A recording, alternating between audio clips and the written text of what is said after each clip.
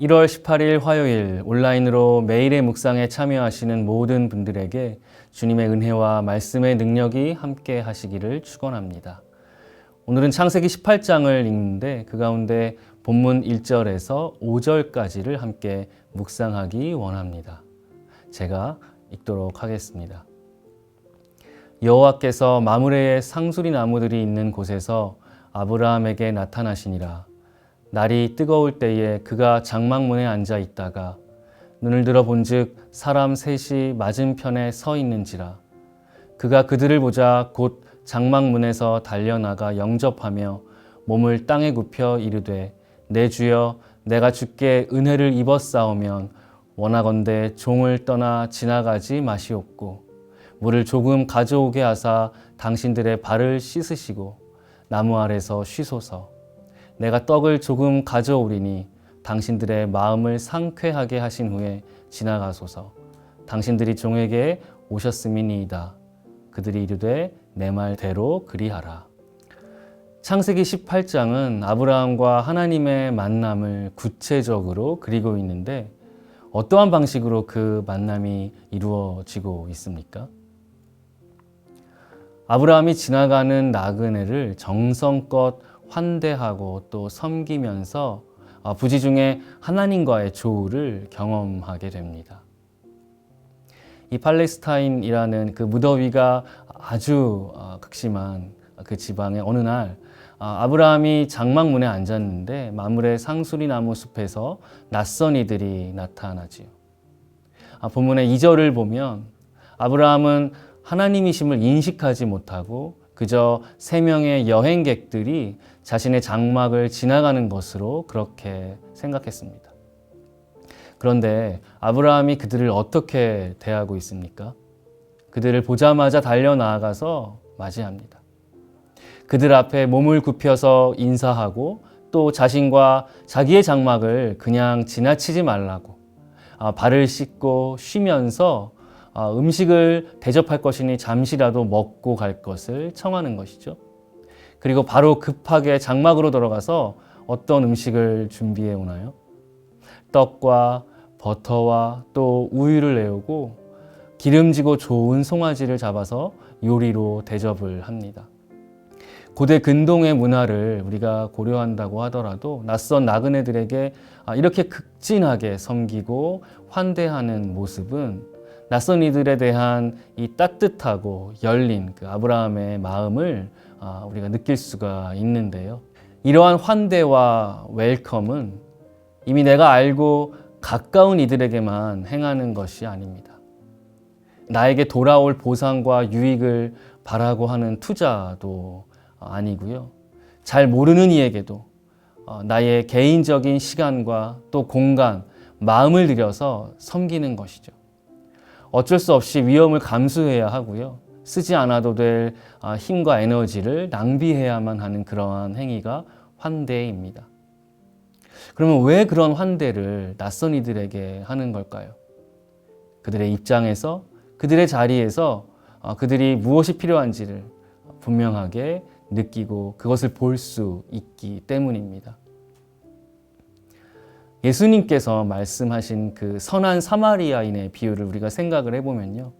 강도를 만나서 가진 것 모두를 빼앗기고 죽기까지 얻어맞은 후에 버려진 유대인을 제사장과 레위인은 그저 보고도 피해 지나갔는데 여행을 하고 있던 사마리아인은 왜 그를 도와주게 됩니까?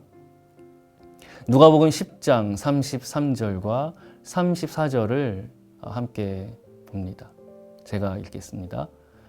어떤 사마리아 사람은 여행하는 중 거기 이르러 그를 보고 불쌍히 여겨 가까이 가서 기름과 포도주를 그 상처에 붓고 싸매고 자기 짐승에 태워 주막으로 데리고 가서 돌보아 주니라.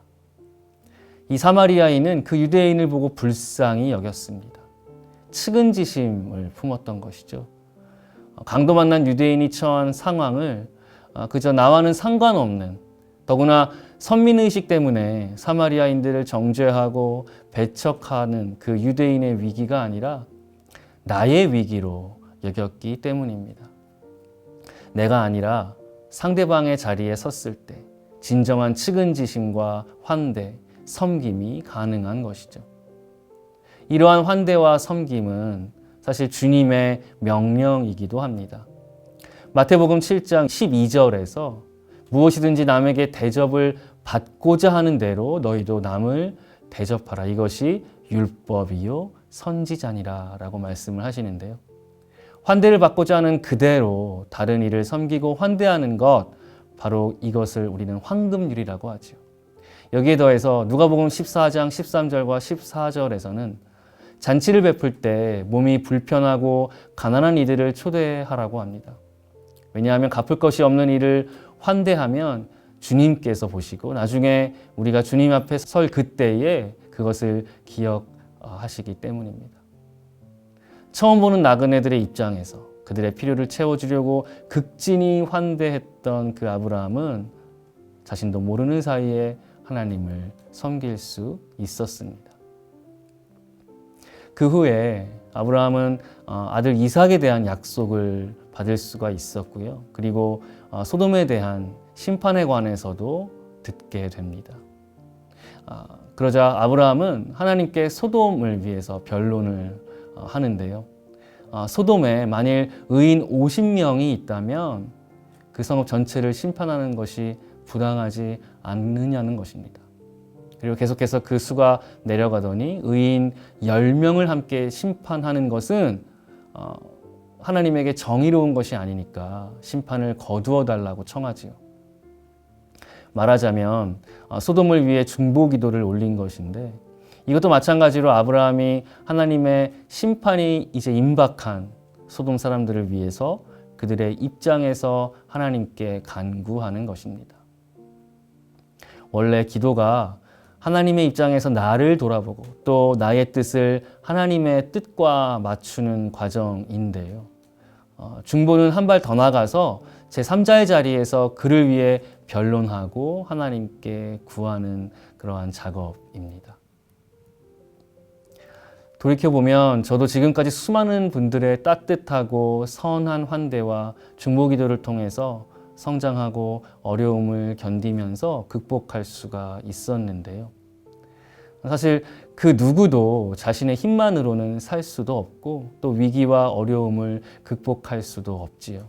반드시 다른 이들의 도움이 필요하고 또 스스로 깨닫지 못하던 우리는 그 누군가가 나를 위해 중보했기 때문에 여기까지 올 수가 있었습니다. 나와 상관없는 그 누군가가 나의 입장과 자리에 서기를 마다하지 않았다는 것입니다.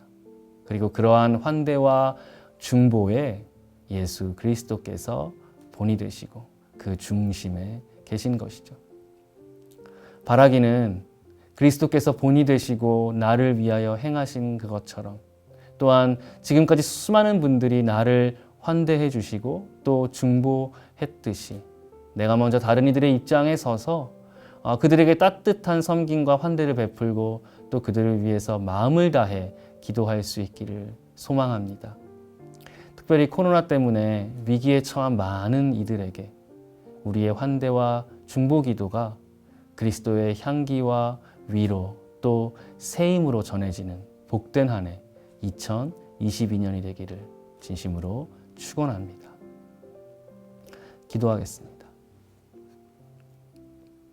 사랑의 주님, 주께서 먼저 우리를 위하여 우리에게 환대를 베푸시고 우리의 자리에 서기를 마다하지 않으시며 중보 기도하시고 십자가를 감당하셨음을 기억하면서 우리도 도움이 필요한 이들에게, 특별히 우리의 도움에 바로 보상할 수 없고 갚을 수 없는 이들을 위하여 우리의 마음을 열고 우리의 물질과 시간과 또한 삶을 내어주는 환대를 실천할 수 있는 그러한 주님의 자녀로 살게 하여 주옵소서. 특별히 성령님께서 지금도 우리를 위하여 하시는 것처럼 중보 기도를 통하여 그런 많은 이들의 자리에서 하나님께 간구하며 기도할 때에 우리의 기도를 통하여 많은 이들에게 하나님의 놀라운 역사가 이루어지고 진행될 줄로 믿습니다. 그러한 2022년 한 해를 살면서 우리를 통하여 또한 우리의 삶을 통해 복되고 귀한 하나님의 역사가 이 땅 가운데 충만하게 이루어지고 임하기를 원하오니 역사하여 주옵소서. 예수님의 이름으로 기도하옵나이다. 아멘.